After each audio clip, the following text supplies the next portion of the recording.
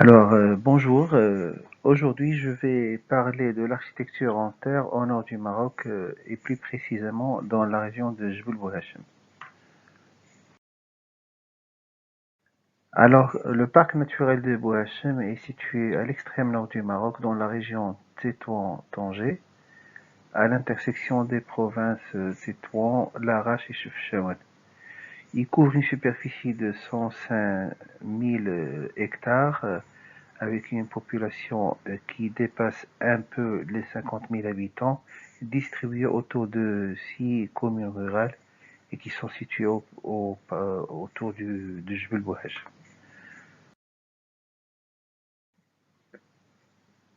Donc là, dans cette carte, on peut voir la situation de Jebel Bouhachem. Et cette région-là, c'est une région très montagneuse, très boisée, avec une pluviométrie parmi les plus élevées du Maroc, qui dépasse assez souvent les 1000 mm annuels.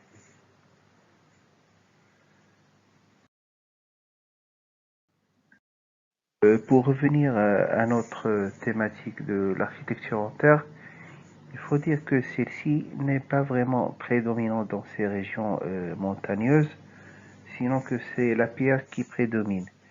Et l'architecture en terre, en fait, n'est pas vraiment adaptée à cette région-là, vu sa fragilité vis-à-vis c'est-à-dire qu'elle supporte mal les eaux de pluie. Et donc, c'est ce qui m'a un peu intéressé dans ce type d'architecture, comme j'ai dit, dans cette région qui est vraiment très pluvieuse.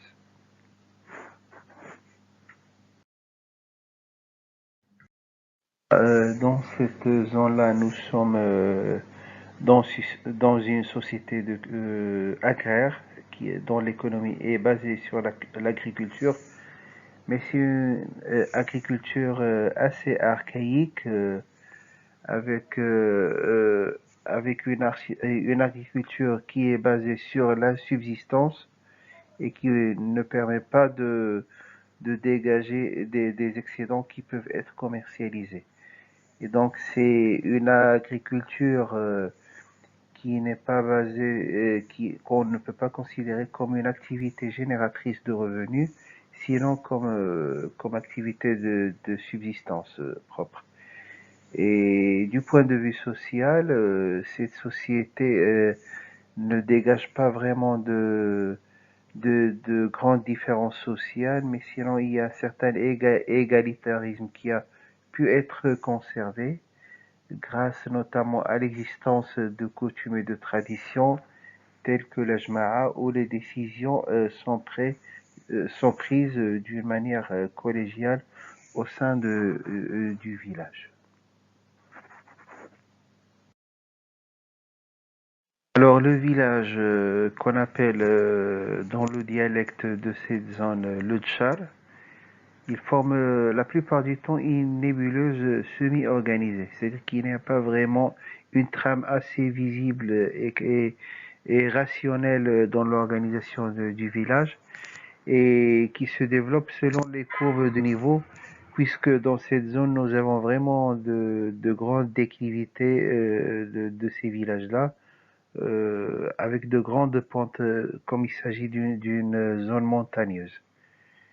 Et donc, les maisons sont isolées les unes des autres, ou du moins dans une première phase euh, urbanistique, puisque avec l'évolution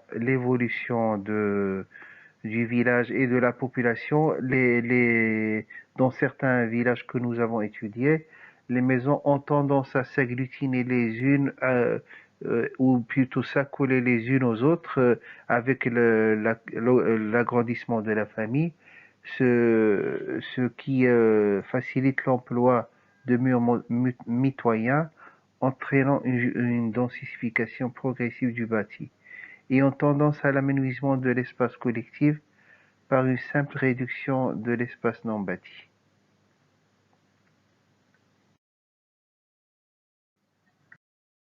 Pour la structuration de l'espace, je me réfère à une vingtaine d'années auparavant, c'est-à-dire au début des années 2000, puisque depuis cette époque-là, les choses ont commencé un peu à changer. Donc, disons, la structuration de l'espace à ce moment-là, c'était des, autour des constructions, il y avait de petits jardins vergers qui étaient irrigués. Et puis, un peu à l'écart, il y avait les champs de céréales à sec, comme le blé, l'orge. Et puis, un peu plus loin, à l'écart de tout ça, il y avait les forêts qui encerclaient un peu l'ensemble. C'était un peu ça l'organisation. Au-delà de ces forêts, il y avait que la simple nature et il n'y avait aucune euh, modification de l'espace par les hommes.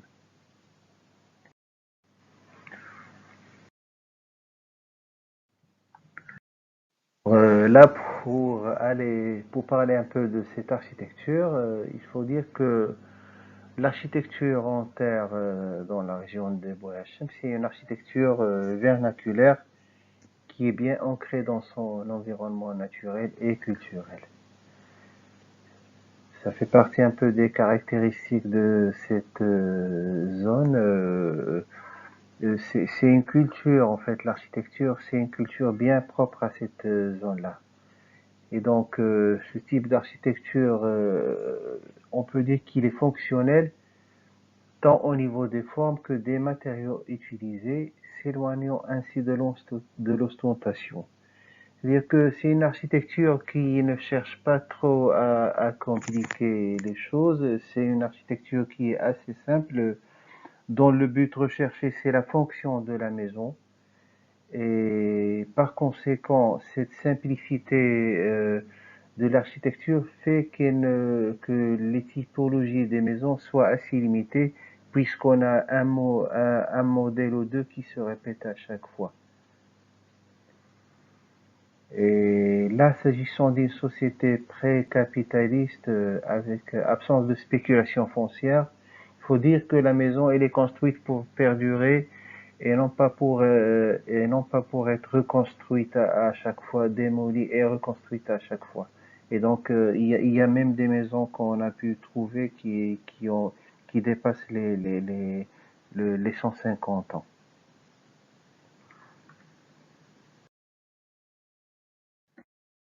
Et donc là, en parlant de cette pérennité de ces maisons, il faut dire que leur longévité dans le temps, il est subordonnée à trois points essentiels pour protéger un peu ces terres des eaux de pluie, qui sont le soubassement en pierre qui doit isoler la terre de l'humidité, et puis avec des toitures au sommet de l'ouvrage pour protéger les maisons de la partie supérieure, et puis l'entretien périodique qui se fait presque chaque année des enduits, parce que ce sont, à vrai dire, les enduits qui protègent les murs des maisons, comme j'ai dit, des eaux de pluie, qui sont le principal danger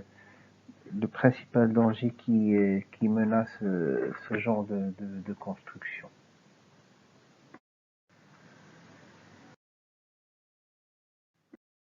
Là, en parlant de techniques de construction en terre, au Maroc, nous avons en fait deux techniques de construction en terre qui sont d'une part les briques d'adobe, qui est notre cas d'étude là, et ce genre de construction en briques crues, il est, enfin, c'est le type, à vrai dire, c'est le type de sol qui détermine un peu l'utilisation de telle ou telle technique, et dans notre cas, donc, puisque nous avons la terre, elle est récoltée dans une région à grande pluviométrie, donc elle est beaucoup plus appropriée à la confection de briques d'adobe. Et adobe, ça vient un peu de l'arabe qui est atobe. Et donc, dans le sud du Maroc, il y a une autre technique de construction en terre, c'est le pisé, qu'on appelle en arabe le tabia, et qui consiste qui, à un compactage de la terre à l'intérieur d'un coffrage. Ce type d'architecture, nous l'avons pas trouvé en fait dans cette région du Nord, sinon qu'il a été utilisé, mais dans un passé bien lointain, dans les systèmes défensifs des villes médiévales dans cette région du Maroc. Pour revenir à cette brique crue ou brique d'adobe, il faut dire que il s'agit de petits éléments identiques calibrés qui se répètent dans la construction du mur. Et disons un peu les caractéristiques de ces briques, notamment leur fragilité, elles imposent, euh, elles imposent une certaine architecture, euh, une certaine architecture et euh, qui sont notamment l'absence de piliers de petites sections dans ces maisons-là, puisqu'ils sont incapables de supporter la charge, les charges concentrées. Et donc, vu le peu de résistance de l'eau, de résistance à l'eau de pluie, les murs en briques crues doivent être enduits euh, pour être protégés des eaux de pluie. Sinon, du moins, s'ils ne sont pas enduits, leur orientation elle doit être dans le sens contraire de celui des vents de pluie. Et troisième point qui caractérise un peu les murs de construction en briques crues, c'est un peu, c'est un peu le mortier qui est beaucoup plus épais que celui dans les constructions modernes, le mortier de ciment dans les constructions modernes. Et ce mortier-là, il est en fait fait de la simple terre sans aucun ajout de chaux. Alors, pour entrer dans le processus de fabrication des briques crues, il faut dire que la terre elle est recueillie sur place et en utilisant en fait deux simples outils qui sont la sape à manche de bois et le couffin. Et bien que ce dernier, ces dernières années, a commencé à céder la place au seau en plastique. Euh, Si en fait on est parfois obligé d'aller chercher un peu plus loin le bois pour la confection de la boiserie de la maison et même la pierre pour la mise en place des sous-bassements de la maison, la terre elle peut être recueillie tout simplement à portée de main sur place sous les pieds de, de, de l'équipe qui travaille un peu dans cette construction. Et donc, quand on prépare cette terre et qu'on la laisse fermenter, elle est mise dans un moule par le chef d'équipe qui est chargé de construire la maison.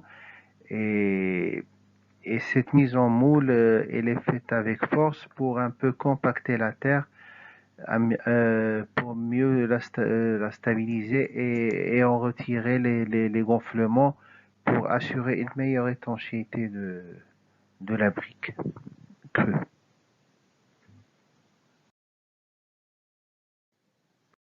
Faut dire que la construction de la maison n'est pas confiée à une personne qui est vraiment spécialisée, ce qu'on pourrait appeler un maître maçon, mais sinon que toutes les personnes du village sont censées avoir des connaissances rudimentaires dans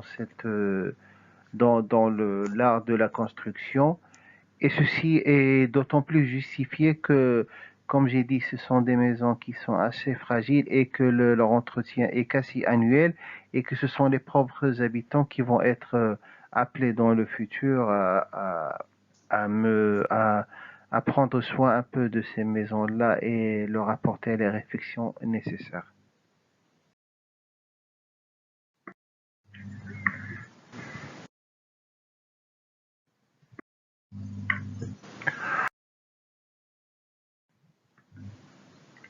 Donc là, pour parler un peu des fondations, il faut dire que c'est des fondations qui ne sont pas vraiment profondes, puisque dans le meilleur des cas, ça ne dépasse pas les 60 centimètres de profondeur. Ça peut varier un peu, ça peut être moins que 60 centimètres, dépendant de si l'on veut ajouter un deuxième étage à la construction. Et l'épaisseur, elle est fixe, elle est de 50 centimètres. Donc ces fondations sont faites de grosses pierres auxquelles n'est ajouté aucun liant. Les fondations ensuite damées et recouvertes d'une couche de mortier. Donc dans un passé comme lointain, il n'y avait pas de non lointain, il n'y avait pas de canalisation dans les maisons, mais actuellement on commence à voir qu'il y a l'apparition de canalisation pour le drainage des eaux usées, aussi bien des cuisines que des salles de bain. Deuxième élément après les fondations, ce sont les murs. Et c'est un peu l'élément, disons, le plus important de la maison, puisque c'est elle qui constitue un peu l'ossature de la maison et c'est elle qui nécessite le plus grand traitement. Et donc, ces murs ils ont un peu les 50 centimètres d'épaisseur, c'est-à-dire qu'ils sont alignés sur l'épaisseur des fondations. Et dans certains cas, elles ne commencent qu'à 50 centimètres au-dessus du sol afin de mieux les protéger des eaux de pluie. Donc, comme j'ai dit auparavant, la terre elle est recueillie sur place et ne subit aucun traitement préalable, sinon qu'elle est laissée à fermenter la nuit et dès le lendemain, elle peut être utilisée. Les dimensions, du moins dans cette zone-là, sont de 30 du moule. Les dimensions des briques, par conséquent du moule, sont 50, sont 30, 15 sur 10 centimètres. Et on peut trouver dans d'autres régions des briques beaucoup plus grandes, mais dans notre cas, c'est un peu ces dimensions-là qui se répètent un peu partout.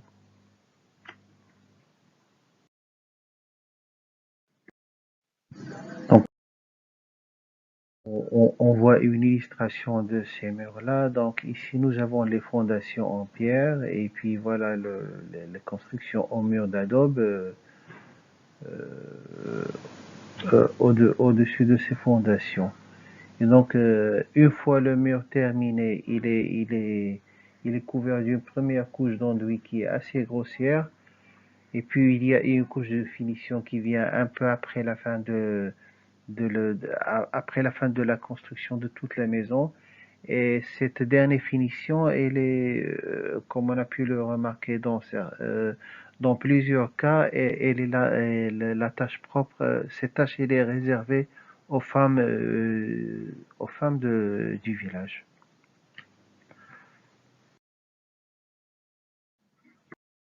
Une fois les murs terminés, on dispose sur la partie supérieure, c'est-à-dire le plafond des murs, on dispose des troncs d'arbres assez bruts, à peine traités sur la largeur des travées. Puis perpendiculairement à ces troncs d'arbres, on dispose des roseaux reliés les unes aux autres avec des cordes en fibre végétale. Et au-dessus de cette armature, on dispose une couche de terre, parfois mélangée à de la paille, et qui est damée en deux ou trois couches. Et puis, une fois cette tâche terminée, c'est-à-dire la couverture de la maison, vient le tour de la charpente au bois, qui est fixée sur, cette, sur la partie supérieure de la maison. Et cette charpente, elle est destinée à recevoir la tôle ondulée qui protège la maison. Cette tôle ondulée, elle est faite de plaques métalliques. Parfois, dans les maisons anciennes, on trouve une toiture qui est faite de tuiles, et parfois même dans les maisons qui sont vraiment anciennes, on peut trouver de la chaume qui est encore conservée jusqu'à nos jours.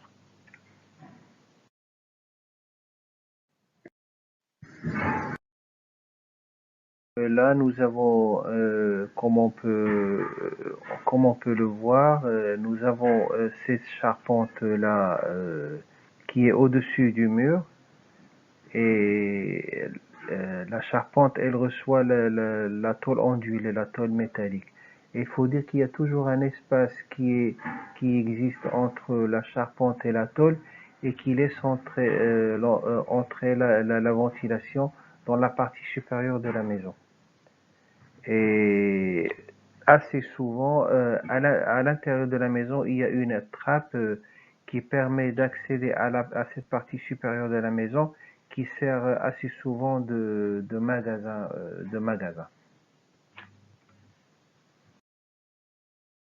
Donc là, on voit d'une manière illustrée un peu tout ce processus de construction de la maison.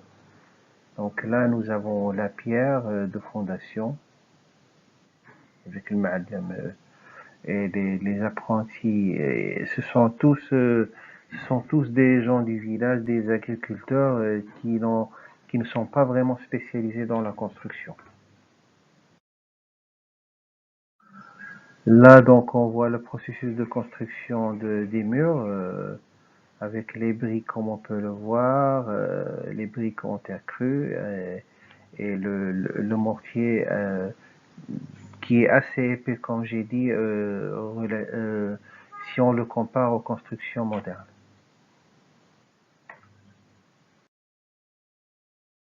Et puis là, donc, la partie supérieure de la maison, après avoir déposé les troncs d'arbres et perpendiculairement les roseaux, le tout est recouvert de terre qui est damée avant d'entamer la toiture en tôle ondulée. Donc là, je vous montre un peu quelques maisons.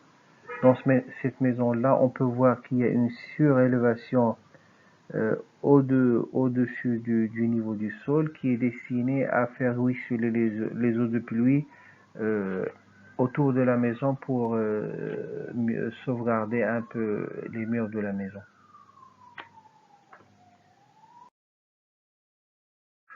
Donc là, c'est un cas assez spécial de ces maisons.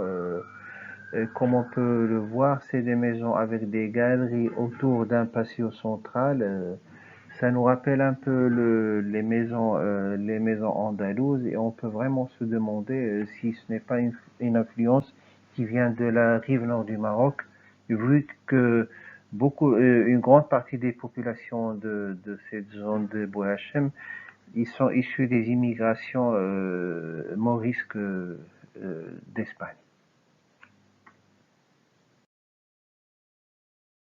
Photo là, je voulais vous montrer un peu l'évolution de cette configuration des maisons. Donc, au tout début, il y a cette maison-là, on construit cette première maison-là.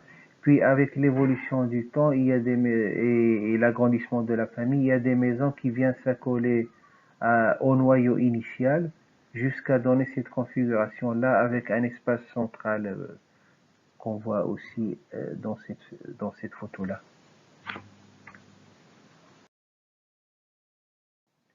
Donc là, cette photo, je l'ai prise pour illustrer un peu les menaces qui commencent à peser sur cette architecture traditionnelle. Comme on voit ici, il y a un ajout ou bien une amorce d'une construction en briques modernes. Et c'est un peu ça le danger qui menace beaucoup plus ce type d'architecture, c'est sa disparition au profit de l'architecture moderne.